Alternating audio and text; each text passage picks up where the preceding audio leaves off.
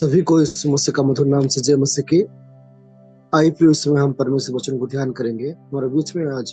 तो प्रभु का नाम धन्यवाद हो, सभी को जय मसीह। प्रभु सबको आशीष दे।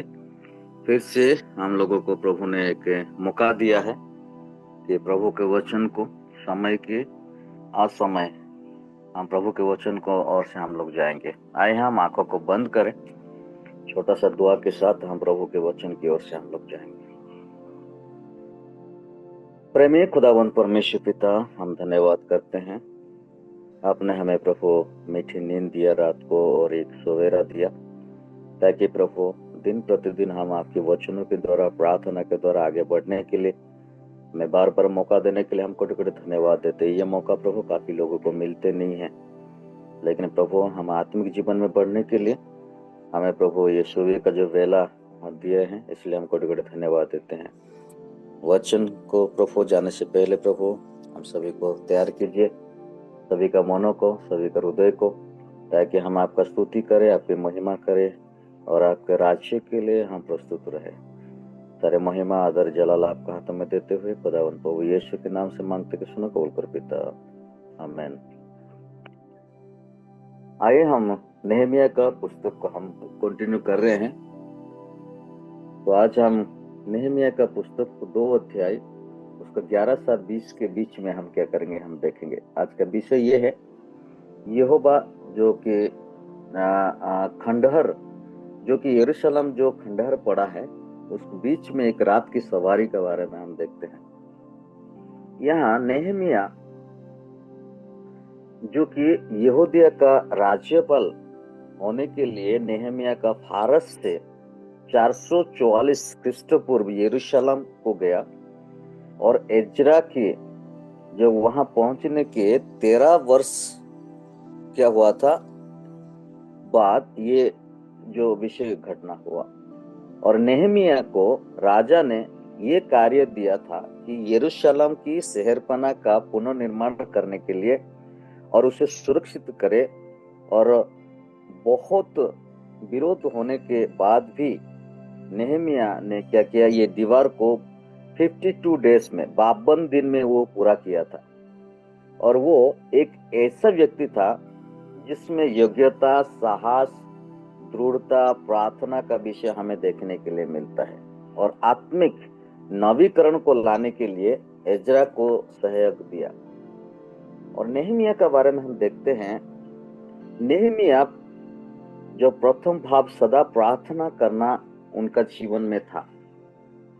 प्रार्थना उनका जीवन में, जो कि राजा के प्रश्न का उत्तर देने से पहले उसने परमेश्वर से क्या कर रहा था ना, प्रार्थना कर रहा था। और परमेश्वर उसकी सहायता करने के लिए, उसको बुद्धि के लिए वो प्रार्थना करता था। ये उनका कई बार की गई प्रार्थना में से एक है, जो कि उनका अंदर क्या है ना, साहस नेहमिया का हृदय से निकलती थी। और इस समय नेहमिया राजा के सामने खड़ा था, और केवल अपने मन में प्रभु को दुहाई देते समय उसके पास था। आपातकालीन का जो स्थितियों में हम देखते हैं, जब लंबे प्रार्थना का समय नहीं था, नेहमिया का संरक्षित प्रार्थना ने परमेश्वर को छुआ, क्योंकि ये जो 4 महीने की प्रार्थना और उपवास के बाद की गई थी, प्रार्थना क्षेत्र में वो कार्यशाली रहना बहुत जरूरी है। तो यहाँ जब हम देखते हैं कि यरूशलेम खंडहर होके पड़ा था और उनको पुनर्निर्माण करने के लिए कोई सामने नहीं आ पा रहा था, ये कार्य को शुरू करने से पहले उन्होंने क्या क्या किया ना, वो देखना चाहता था कि वो खंडहर किस तरीके से पड़ा है, वो चारों तरफ वो देखना चाहता था।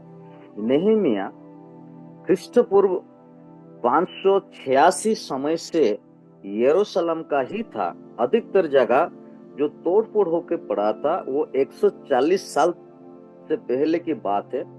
बाबिलोन से अनेक के बाद आने के बाद वो लोगों ने, यहूदिया लोग सभी 90 साल तक उस जगह में रह रहे थे, लेकिन कोई किसी का भी साहस नहीं हो रहा था वो बाबिलोन से आने के बाद भी वो लोगों ने क्या किया ना, 90 साल तक उसको इर्द गिर्द में रह रहे थे, लेकिन किसी का भी साहस नहीं हो रहा था कि उसको यरूशलेम को पुनर्निर्माण कर पाए।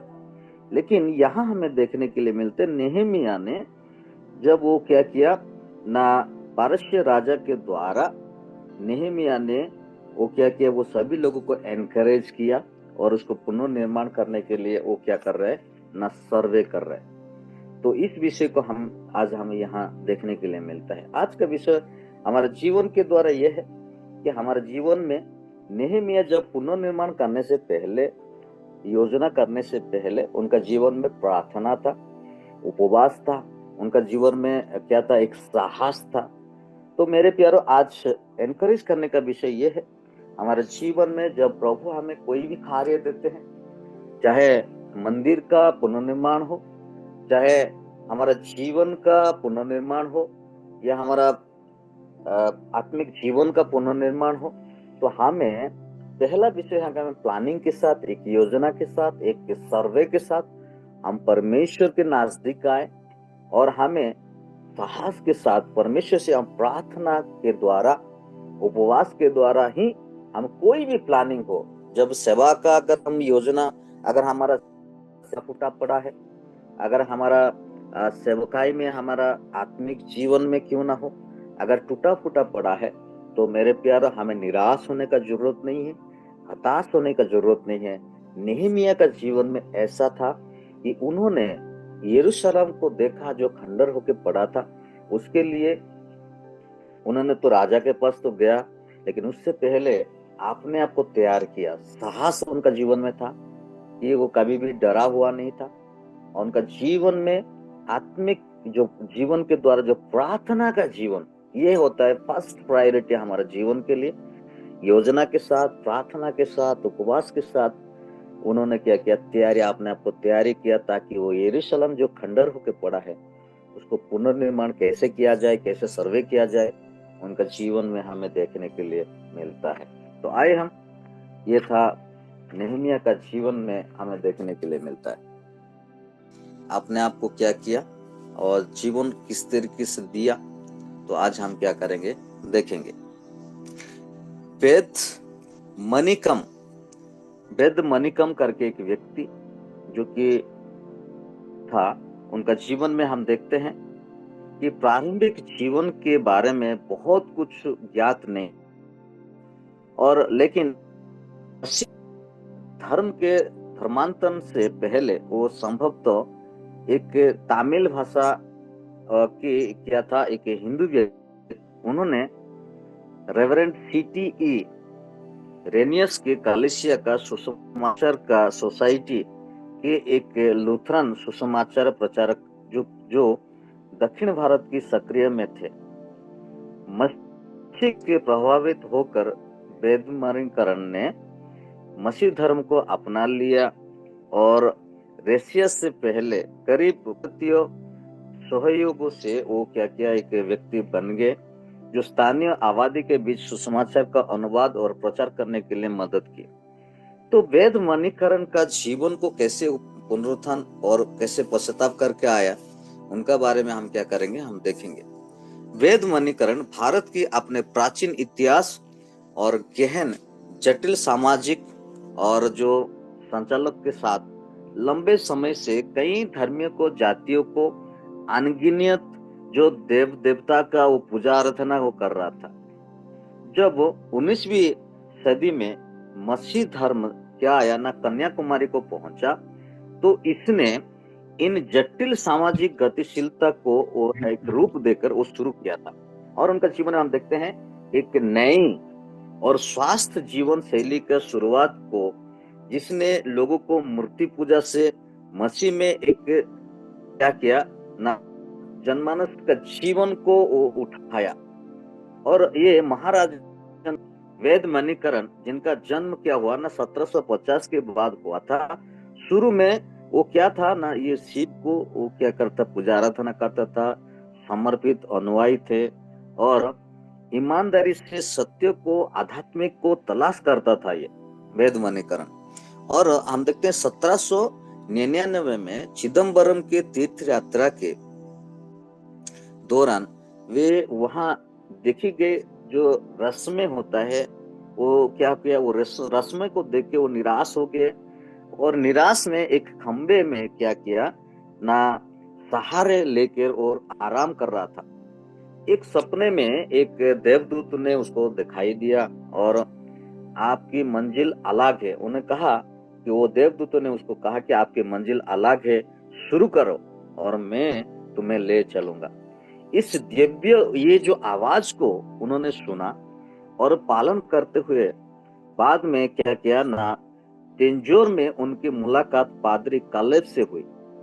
ये जो आवाज सुनने के बाद वो जाके वो पादरी कालेब से मुलाकात किया और कालेब से मुलाकात होने के बाद जिनके माध्यम से उन्हें सच्चाई का पता चला, बपतिस्मा लिया और मसीह को एक रूप से वो क्या किया, अच्छे तरीके से वो ग्रहण किया और क्या किया, उद्धार की खुशी से प्रेरित होकर उन्होंने अपने रिश्तेदारों के साथ भी सुसमाचार को साझा किया और कई लोगों को भी बपतिस्मा दिलाया सुसमाचार को। ये जो रिंगल तावे के साथ काम करते हुए उन्होंने कई कलीसिया बनाने के लिए मदद किया और उनके प्रयास से जो मिलाडी शहर का आध्यात्मिक रूप से फला फूला और दक्षिण त्रावणकोर के पहले मसीह धर्माकरण के व्यक्ति के रूप में वो वेद मणिकरण ने सुसमाचार के लिए बहुत कुछ सहा और कई आत्माओं को यीशु मसीह के पास लाया। प्रियो, हम यहाँ से हमें देखने के लिए मिलता है वेद मणिकरण वो क्या था, एक बहुत बड़ा पुजारी था और वो शिव को ज्यादा मानता था, लेकिन वो रस्में रिवाजों को देख के उनका मन में बहुत निराशजनक आया था। लेकिन मैं क्या करूं करके जब वो सोच रहा था, उसके समय में परमेश्वर के दूतों ने उनका जीवन में उनका कार्य किया। तो उसके बाद हम देखते हैं वो कई सारे विषयों को छोड़ के पहला सुसमाचार उन्होंने बपतिस्मा लेने के बाद, प्रभु को ग्रहण करने के बाद उन्होंने क्या किया ना, अपने जीवन को जब बदलने के बाद अपने ही रिश्तेदारों को जाके क्या किया, पहले सुसमाचार को सुनाया और सुसमाचार को सुनाने के बाद और कई सारे लोगों को भी बपतिस्मा दिया, सुसमाचार सुनाया, कई कलीसिया बनाया।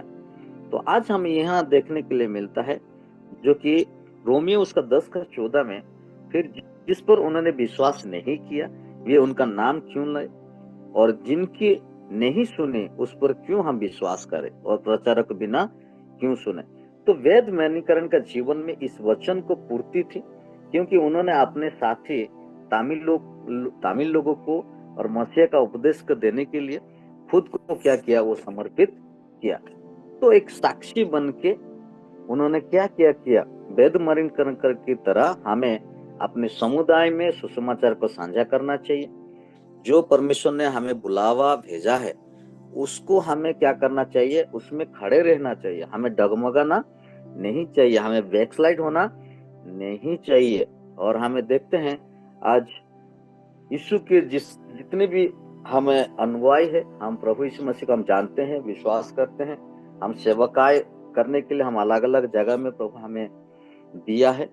तो हमें भी एक दूसरे को जाके क्या करना चाहिए, सुसमाचार सुनाना है और लोगों को परमेश्वर के राज्य के लिए उनको और भी कलीसिया में जोड़ना है।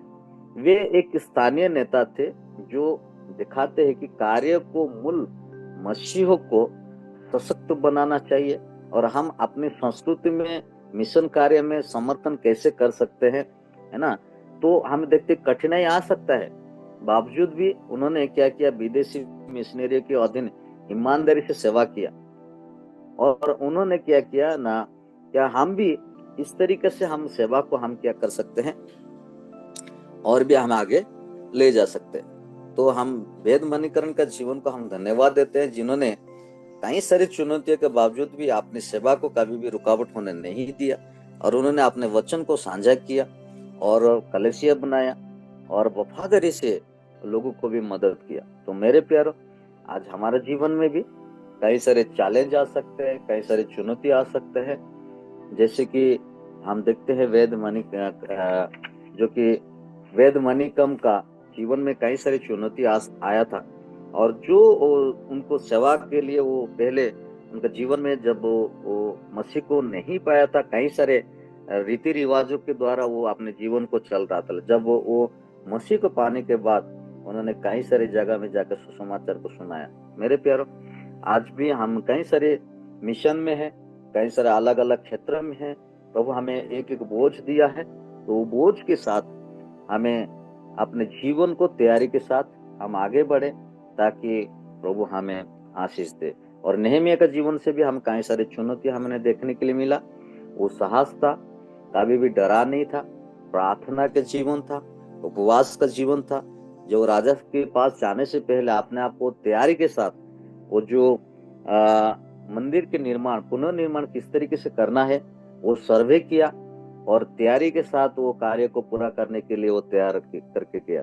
तो ऐसे ही हमारे जीवन को कई सारे टूटा फूटा पड़ा होगा, हमारा आत्मिक जीवन हो, चाहे हमारा कलेशिया हो, चाहे हमारा व्यक्तिगत जीवन क्यों ना हो, या पारिवारिक जीवन टूटा फूटा पड़ा हो, उसको तैयारी करने के लिए, उसको सजावट करने के लिए पहला समय विषय यह है कि प्रार्थना और उपवास और परमेश्वर को पूरा भरोसे के साथ हम तैयारी करें। प्रभु हम सभी को ये वचन के द्वारा हम सभी को आशीष दे।